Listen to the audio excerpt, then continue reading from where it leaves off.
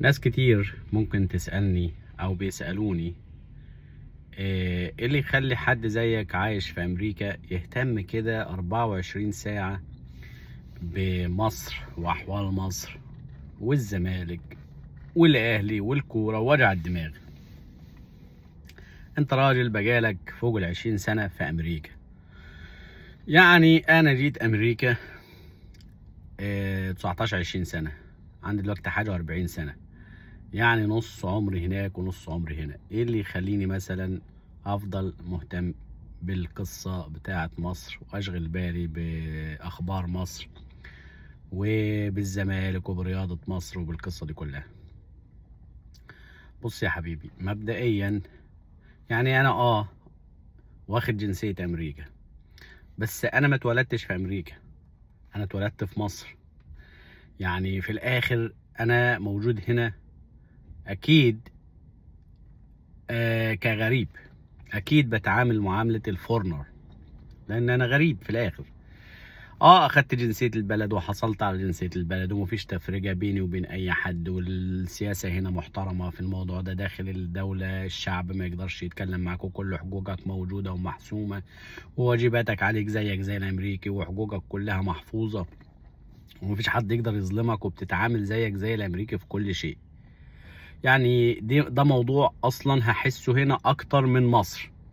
يعني انا هنا اخد حقوقي اكتر من وانا في مصر، وده شيء انا مش بنكره، ده بالعكس. يعني ده شيء يحسب لامريكا تعامل داخليا بين شعوبها بعدالة وباحترام وبقيم وإنسانية داخل شعبها لكل شعبها اللي موجود جواها، مفيش تفرقة.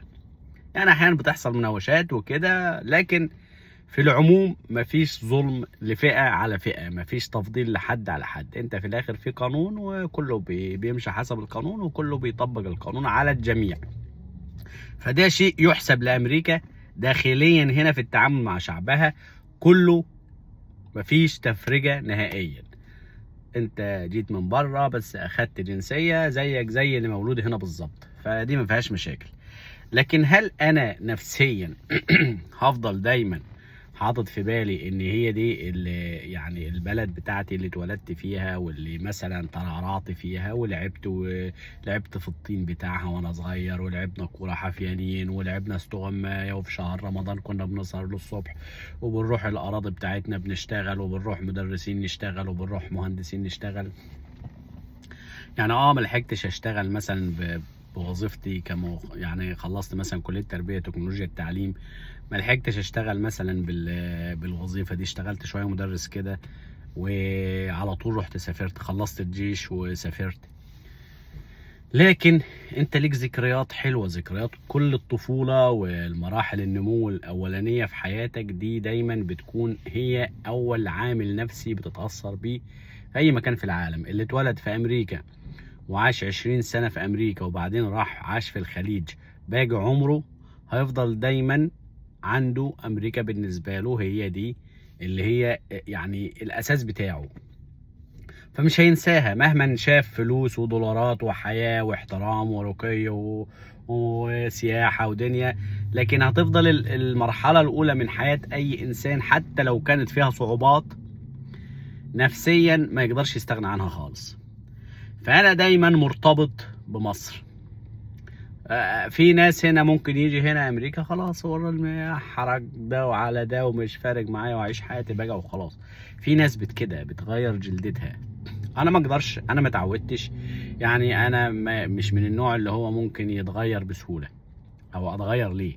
يعني انا شايف ان انا صح ماشي حياتي، نشأت في الصعيد، حتى اللهجة بتاعتي ما غيرتهاش. ويعني انا لما كنت مثلا في المنيا عندنا ودرست خلصت جامعة ورحت الجيش، كنت الاقي مثلا شباب معايا من نفس القرية ولا من نفس المدينة، بمجرد مثلا من غير المحافظة ونروح محافظة تانية نعمل شيء في جيش او في دراسة او في رحلة او في اي حاجة، الاقيه يغير اللهجة مباشرة، يعني يتكلم وبقى او لا او ما او مش. طب يعني هل ده بيزيدك شيء؟ ايه علاقة تغيير اللهجة بتاعتك بقيمتك كبني ادم وبمعرفتك وباحترامك وبانسانيتك وبخبرتك في الحياة؟ هل اللهجة دي بتضيف ليك اي ميزة؟ لا طبعا. يعني مثلا واحد بيتكلم انجليزي وواحد بيتكلم عربي، هو ده ما يعرفش يتكلم غير انجليزي وده ما يعرفش يتكلم غير عربي. ايه الفرق بينهم؟ إيه الحاجه الحلوه بينهم؟ يعني بينهم هما الاثنين مين الافضل من تاني؟ ده حسب معلوماته معلوماته ومعرفته واحترامه وانسانيته، وده في نفس القصه. يعني اللغه عمرها ما هتضيف ليك شيء الا لو هي اكسترا، لو هي زياده. يعني لو انت بتتكلم عربي وبتتكلم انجليزي، ده بيتكلم انجليزي وما بيتكلمش عربي مثلا، فانت كده احسن منه في حاجه، مش احسن منه في العموم يعني. فعايز اقول لك اللهجه لما تغيرها وتتكلم بتقول اللهجه واو بقى ومقى، ده ما يضيفلكش اي شيء لشخصيتك مبدئيا يعني. اللي يضيف لشخصيتك هو معرفتك، هي ثقافتك، هو احترامك للآخرين، هو إنسانيتك، هو تقديرك للعدل والحج وكلمتك للحج طول الوقت مع أي حد، مساعدتك للناس. في أشياء خيرية كتير ممكن تعملها في حياتك، معلوماتك تفيد بيها الناس، تساعد بيها حد. ده اللي بيفيدك وده اللي بيميزك عن الآخر. لعمر اللهجة هتغيرك، هتخليك مثلا تاخد بنط على حساب حد. لذلك انا ما اتغيرتش، انا نشأتي كده وحبيت ان انا ابقى كده وما اتغيرتش، وما حبيتش ان انا اتغير. يعني ما حبيتش ان انا اعوج لساني. ولما جيت امريكا بقالي 21 سنة، انا اعرف ناس بتيجي بتكمل مثلا شهر والله مش شهر، ده من اول اسبوع. يعني انا سكن معايا ناس في البداية، او اعرف ناس، بلاش سكن معايا ناس، اعرف ناس.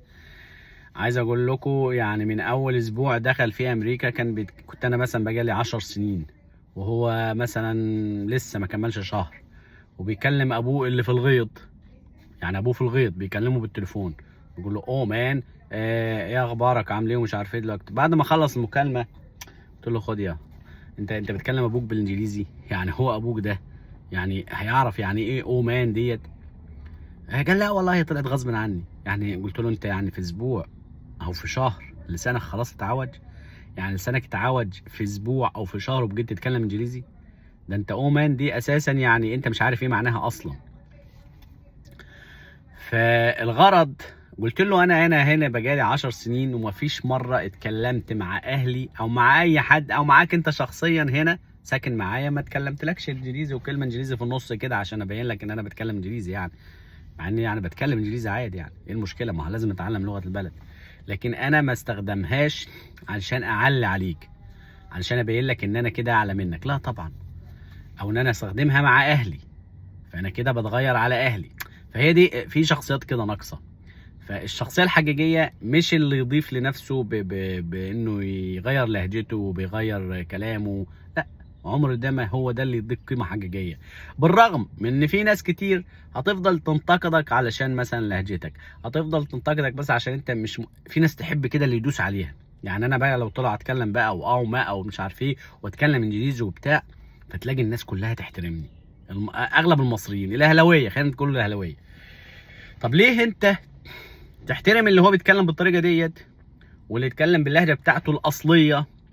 انت مش فارق معاك بقى هو بيتكلم في ايه بالظبط او الموضوع، انت فارق معاك بقى الطريقه اللي بيتكلم بيها او اللهجه اللي بيتكلم بيها او هو من اي بلد. فانت عايز تحكم عليه من الناحيه دي. لكن انت تحب اللي يدوس عليك، تحب اللي يتكبر عليك، تحب اللي يحسسك ان انت قليل، فهو ده اللي تحترمه. اما اللي بطبيعته وزي ما هو وما بيتكبرش على حد، لا ده كده ده شكله ايه، ده غلبان مع نفسه، يلا ندوس عليه بقى.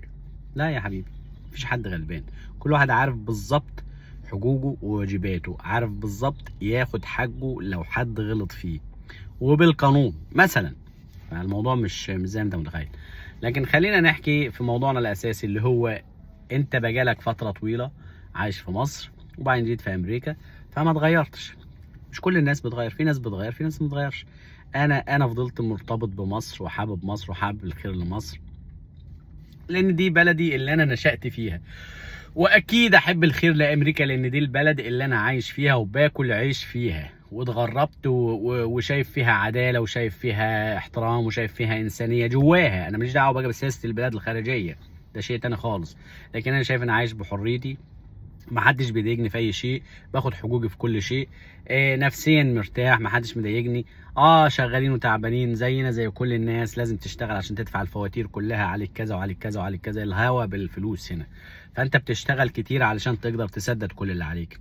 لكن نفسيا حتى لو مديون، وحتى لو عليك سلف، وحتى لو عليك لون مثلا للعربيه، ولون للبيت، ولون مش لون يعني سلفه، لو عليك الحاجات دي كلها، لكن انت في الاخر نفسيا مرتاح، لانك عايش زيك زي كل اللي حواليك، ومفيش حد بيضايقك ويتدخل في حياتك الشخصيه، لا في لبسك ولا في دينك ولا في عرقك ولا في اخلاقك، ولا طالما انت كويس معاه وبتتعامل معاه في حدود الشغل، هو مش عايز منك اي شيء تاني، ولا يفرض عليك لا رأيه ولا عقيدته ولا طريقته في الحياة ولا اي شيء. فده في حد ذاته يعني هنا نفسيا زي الفل. طيب ليه انت بقى ما ترتبطش بالبلد دي وتنساك بقى من مصر، شفت فيها ظلم وقهر ومش عارف ايه؟ لا، ما اقدرش. دي بلدي وبلد اهلي وبلد ناسي وبلد جدودي وبلد اللي انا الدم بتاعي نشأ جواها.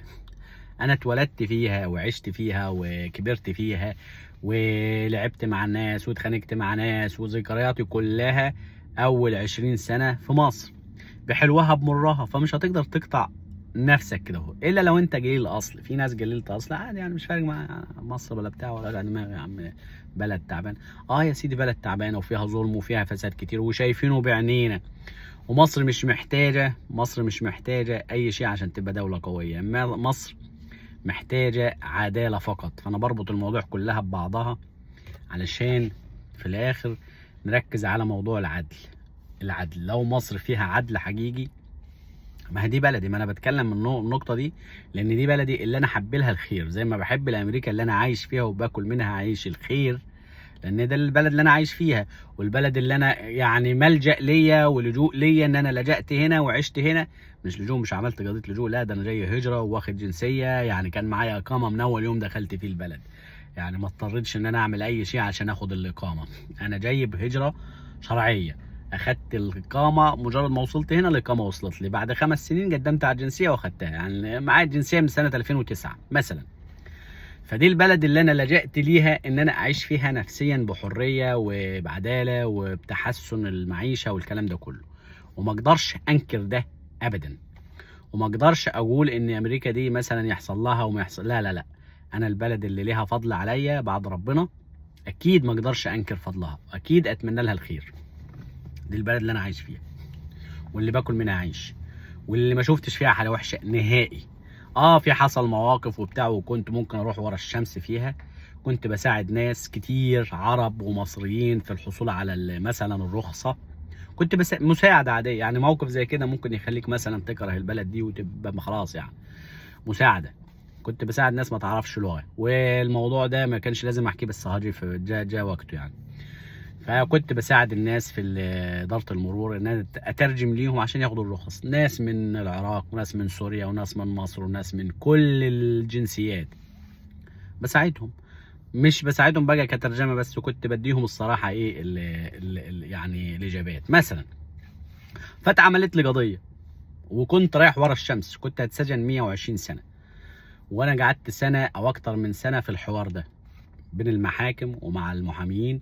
كل ده انت شوف بدأت كنت بتعمل ايه، اسمه مساعدة وبتاع، بس هنا البلد الغلطة بفورة بتساعد. واتسجنت فيها اسبوع، يعني انا اتسجنت هنا اسبوع، ومش اتسجنت يعني، كنت في حجز على ذمة القضية، لغاية لما الحمد لله الموضوع لما اعترفت طبعا بكل اللي حصل، وان دي مساعدات والناس دي ما تعرفش لغة، وانا ما كنتش يعني بحاول ان انا نكسر القانون ولا حاجة، لا ده انا كنت بساعدهم عشان مش عارفين، وناس عندهم عيال وبيجوا هنا ومش عارفين يشتغلوا، لان لازم يبقى معاه رخصة عشان يقدر يسوق، عشان يروح شغله، من غير الرخصة مش هيقدر يلاقي عيش. فتفهموا الوضع، ومعايا 2 محاميين لكل، يعني انا صرفت على القصه دي دم عمر زي ما بيقولوا. قعدت سنه من اول يوم في محكمه لاخر محكمه، سنه كامله، لان كل مكان رحته اتعملت لي فيه قضيه بسبب الترجمه دي في الموضوع ده. يعني مثلا موضوع زي ده عشت فيه، وكان قبل ما ابني الاولاني يتولد، وقالوا لي كده هم بيحققوا معايا، انت كنت تروح ورا الشمس 120 سنه سجن، يعني ابنك هيتولد مش هتشوفه. هل هنا انا ابقى مبسوط بقى بالبلد؟ لا لا، ده انا كنت اتمنى ارجع مصر واعيش في عشه صغيره وما يحصليش دوت، يعني انا كده هبقى استفدت ايه؟ فعايز اقول لكم اهي موقف حصل زي كده، لكن بلد بعيش يعني عشت فيها وكملت باقي حياتي وشغال وفي عداله وفي قضاء وفي محامين وفي بتاع، صرفنا والحمد لله والقضيه خلصت وانتهت. تمام تمام. يعني ده مواقف حصلت، مواقف وحشه كمان مش حلوه، بس هل انا انكر فضل البلد دي ان بعد ربنا موجود ان انا قدرت اعيش وبعد كده ادخل ولدي مدارس وحضانات ومستوى انا ما كنتش هقدر اعيشه في مصر؟ ما نبقاش كدابين على بعض، مش هقدر اعيش ده في مصر ولا بنفس الحريه والتعامل والانسانيه والرقي، حتى لو عليك ديون في حاجات كتير، بس انت اسمك تقدر تنافس الامريكي في اي شيء. هو لو ركب عربيه بمليار دولار تقدر انت تجيب نفس العربيه، بس الفرق بينكم هو يدفعها كاش، انت تروح تسحب سلفه من البنك وشغال وبتسدد كل شهر كذا، هو راكب نفس العربيه. مثلا في مصر ما كنتش هقدر اعمل كده، عشان نكون واقعيين. فده الفضل الحياه هنا عموما. في مصر انا ما اقدرش اشوف بلدي فيها فساد وفيها مجاملات وفيها كذا وكذا وكذا وابقى ساكت، ما انا مرتبط نفسيا وشعوريا واخلاقيا وتربويا، واهلنا في مصر وناسنا في مصر وجيراننا في مصر، فده بيخليك دايما طول الوقت مشغول ببلدك. ما في ناس تقول لك يا عم خليك في حالك وفي شغلك وفي ولادك وسيبك بقى من الوش ده كله. والله لو انا قدرت اعمل كده، يعني حاولت اعمل كده كذا مره وما قدرتش. انا حاولت، مش ما حاولتش، لا حاولت. ده هو الموضوع في الوجدان وفي القلب وفي المشاعر وفي الدم. يعني انا مصري، انا امريكا حصل على الجنسيه الامريكيه وعشت فيها 22 سنه مثلا، بس ما اقدرش انسى جزء من حياتي كبير اللي هو مصر، وما اقدرش اتخلى عن حياتي اللي هنا في امريكا برضو. البلدين اتمنى لهم الخير دايما، ومصر اتمنى لها اكتر الخير، لان انا شايف مصر محتاجه كده، محتاجه صوت كل واحد يقول الحق، محتاجه صوت كل واحد يدافع عن الحقيقه وعن العدل، حتى لو اتهزك، حتى لو اتشتم، حتى لو دخل، بس عادي يا عم، ايه المشكله؟ قول الحق. يمكن لما انت تقول الحق ده يسمع منك وده يسمع منك والبلطجي يسمع منك والشمال يسمع منك، فيبدا سنه يتغير، يقول اه لا احنا كنا مشينا نتغير. كلمة مؤثرة ممكن تأثر في ناس، ممكن شخصيتك تأثر في حد، ممكن كلامك يأثر يخلي الناس تبدأ تفكر، تعيد ترتيب أفكارها. أنا ليه بلطجي؟ ليه بدعم الشمال؟ ليه بدعم مثلا الأهلي ده وأنا شايف إن هو أساسا في الآخر إفساد للحياة الرياضية؟ وادي كل الأدلة قدامكم، مش محتاجين نعيد تاني. المجالات السياسية الاقتصادية الاجتماعية، كل المسؤولين اللي ماسكين أغلبهم مثلا تلاقيهم مش فارق، يعني في حاجات كتير محتاجة برضو ضبط وربط. عدالة فقط، والله لو في عدالة فقط ونفسيا القانون يتطبق على الكل، ويحترم كل واحد، يحترم الآخر في مظهره وفي عقيدته وفي دينه وفي أخلاقه وفي حياته الشخصية، ده أنت مش سايب الفقير اللي قاعد ياكل عيش حاف بتتسخر منه. لو انت في قانون بقى يجرم ويحرم التنمر سواء على السوشيال ميديا او في الواقع، واللي يشتم يتجاب واللي يقل ادبه يتجاب، ده انت تلاقي ناس تدخل تشتمك وتسب دينك وتخوض في عرضك عادي كده هو على الفيس ولا وكاتب اسمه. تلاقي مثلا واحد قسيس يموت، تلاقي واحد ياخد يدخل يشتم، تلاقي واحد مثلا شيخ دخل مات مثلا، التاني يخش مش عارف يقول لك ده كان وكان. يعني لازم الناس تكون عندها إنسانية، ويكون في قانون رادع للسب والقصف وقلة الأدب والبلطجة والشغل الشمال ده كله. لازم الإنسان تبقى عنده إنسانية، بس ده مش هيحصل إلا لو في قانون حازم. الحداث بتاع المرور دي بتحصل للحوادث لان مفيش ناس حاسه ان في قوانين ولا في بوليس ولا في تطبيق. عادي هو ماشي عكسي، لان الطرق موجوده والطرق حلوه، ومصر بقى فيها طرق عالميه الصراحه. الطرق الدول اللي بطول مصر وعرضها دي جديده حاجه نفتخر بيها، بس محتاجه قوانين. لو ما فيش قانون ما الناس هتطير على القوانين دو، على الطرق دو، هتمشي معاكس وهتعمل حوادث وهتلاقي عادي. دي اخلاق شعب في اي مكان هيكون كده. امريكا دي لو ما فيهاش قانون هتبقى غابه وكله هيضرب بعضه وكله مسلح، كل واحد هنا مسلح، لكن كله في قانون وكله عارف انه انا سايق كده في الشارع ممكن البوليس يطلع لي في اي لحظه، لانه في احساس بوجود القانون ويتطبق عليا، فببقى قلقان وخايف. لكن ده لو ما حصلش في مصر هتفضل مصر كده، وفي اي حته لو ما حصلش الكلام ده هتبقى البلد غابه. في مصر في اخلاق وفي ناس طيبه وفي ناس كتيره حلوه، بس لازم القانون يتطبق على الكل، لازم العدل يتطبق بحذافيره. مش هطبقه على الزمالك وما طبقوش على الاهلي، مش هطبقه على المسكين وما طبقوش على الغني، مش هطبقه على المحترم وما طبقوش على البلطجي، لا، قوانين فقط. تطبيق قوانين، مصر هتبقى رقم واحد في المعيشه. لو الدخل قليل ايه المشكله؟ طب ما الدخل هنا ممكن مع مصاريفك الكتير ما يبقاش فيه دخل اساسي، يعني مصاريفك كتير ما تلاقيش نفسك بتوفر مثلا، وعندك ايجارات وعندك بيوت بتاخدها بسلف. لكن في مصر اغلب الناس بيوتها ملكاها، ما بيدفعش بيوت، ما بيدفعش ايجارات، نسبه قليله من الشعب بيدفع ايجار، لكن اغلب الناس تملك بيوتها ومخلصاها.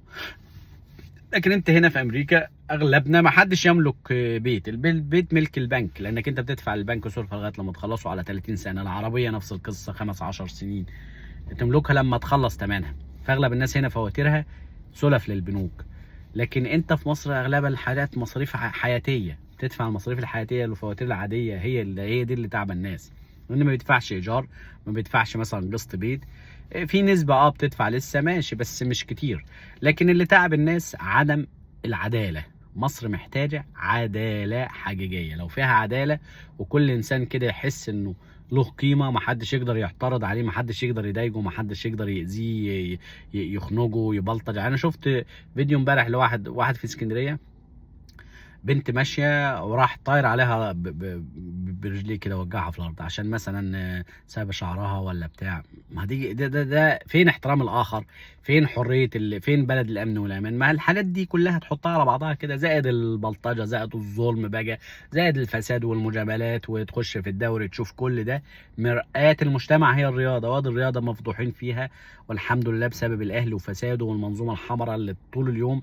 ده انت بتفرح لنادي وبتهيص له انه راجع حصاله. انت شوف الاعلام وصلك لايه، انك بيدعم الفشل ويهيئ لك الفشل ده نجاح، ويعمل لك عليه اعلام بقى والسكريبتات تتوزع وكل قناه تشتغل. شرفونا ايه؟ شرفونا ازاي؟ شرفوا مصر ازاي بالعجل كده يعني؟ لكن الناس مقتنعه ان هو شرف، وتطلع تكلم اي حد هيقول لك تلاقيه منفوخ. يا ابني منفوخ ازاي؟ ده انت راجع حصاله. لا انت اللي بس يا عم خلينا نقعد بواقع بقى ونتكلم بواقعيه. احنا ضعنا، مصر ضايعه في الرياضه، في الاقتصاد، في التجاره، في الصناعه، في الحاجات دي كلها. مصر محتاجه عداله ومنظومه قوانين تطبق على الكل. والناس بقى يعني اي مسؤول بقى يخلي عنده شويه يعني عدل كده، ويطبق القانون بحذافيره وينزل بنفسه، ويخلي المسؤولين اللي تحتيه ضباط بقى في كل مكان يطبقوا القوانين على الكل بحذافيره، ويبقى في شعور كده بالامن في الشوارع. القانون يطبق بحذافيره على الكل، فيبقى في شعور بالامن في الشارع. فانا بطلع من بلدي عارف ان ممكن اجاب البوليس في اي وقت. انشر البوليس في كل مكان. ده انت هنا كل قريه هنا صغيره فيها مش اقل من 5-6 عربيات بوليس. القريه الصغيره بيلفوا، هو واقف في اي مكان مستني اتصال، 5-6 عربيات اقل حاجه. انت مثلا تطلع من القريه في البلد، تمر على 10 قرى تاني في طريقك لغايه لما توصل للمدينه، لا هتلاقي بوليس لا في القرى دي ولا في المدن. طب ازاي البلد دي عايشه كده؟ لا لازم يبقى في احساس بوجود البوليس. لما يبقى في 5 عربيات بوليس بيلفوا في قريه، العيال البلطجه وقله الادب دي والتطاول على الاخر والتطاول على جيرانه والتطاول على ده وعلى ده هيقل وهيتمنع. لما يبقى في سرقه، لما يبقى في نهب، لما يبقى في قله ادب وقتل وتحرش واغتصاب وسفاله، كل ده هيقل وهيختفي. لما يبقى في 5-6 عربيات في كل قريه بوليس يقفوا ولا يلفوا، هتظبط. لا هنا في امريكا كده مفيش قريه ما فيهاش كده. مفيش مثلا مدينه كل جزء منها فيه 2-3 بوليس بيلفوا كل جزء من المدينه. فهي البلاد عايزه كده، مصر عايزه كده، شعور بوجود القانون حواليك. لما زمان كان في عسكري اتضرب وعسكري مش عارف ايه، فالبلد كان محدش ماشي في الشارع يتعدى على الاخر لانه في عسكري ما واقف هنا، في مش عارف ايه واقف هنا، حاسس بوجود القانون. دلوقتي بقت الدنيا زيطه ولايصه، ومفيش بوليس ومفيش شرطه ومفيش اي شيء. ولو في شرطه هتلاقيه مثلا مش فارق معاه، اصلا هيطبق هيمسك مين ولا مين. لكن لازم تتوزع توزيعات حسب المناطق. يعني مثلا كل قريه عايزه لها على الاقل 3-4 عربيات بوليس كل قريه. اذا ما كانش كده مش هتغطي الكل. ما تحطليش واحد بس في منطقه كبيره هيغطي عليه ولا عليه، والناس هتسخر منه، هتقل منه، وهيبقى مسخه لكل اللي عايز يسخر براحته. لكن لما يبقى 3-4 عربيات بوليس ماسكين بعض، ماسكين البلد دي والبلد اللي جنبها نفس القصه والبلد اللي بعدها والمدينه كل جزء فيها فيه 2-3-4 عربيات بوليس، الناس لو بلطجت الدنيا هتحترم نفسها. روح في دبي شوف البوليس، شوف عربيات البوليس. ليه البلاد دي كده؟ لان في امن وفي عداله وفي تطبيق قانون. هو ده عايز ده يتعمل في مصر، هتلاقي مصر خلال فتره صغيره اتظبطت. والله خلال شهر لو البوليس نزل وانتشر في كل مكان زي كده بنفس الاداء وابتدى بقى الناس تحس بوجوده وابتدى العدل يتطبق، هتلاقي نفسيا الناس ارتاحت. نفسيا انا متضايق من واحد عشان بيجرفني كل يوم وانا طالع وانا داخل وانا رايح وانا جاي انا ومراتي واولادي وبتاع، هتلاقي كل ده يتمنع. نفسيا هفرق مش فارق معايا بقى الفلوس والشغل والدنيا، والله نفسيا هبقى مبسوط لو انا طالع بحريتي ورايح. ده انت مفيش واحده بتمشي الا لو بيتحرشوا بيها وبيضايقوها حتى لو منتقبه. فده بسبب ان مفيش وجود بوليس في الشارع، مفيش عداله، مفيش تطبيق قوانين. القصه عايزه تطبيق قوانين، مصر هتتنقل في حته تانيه. اتمنى الفيديو يكون يعجبكم، ومع السلامه عليكم.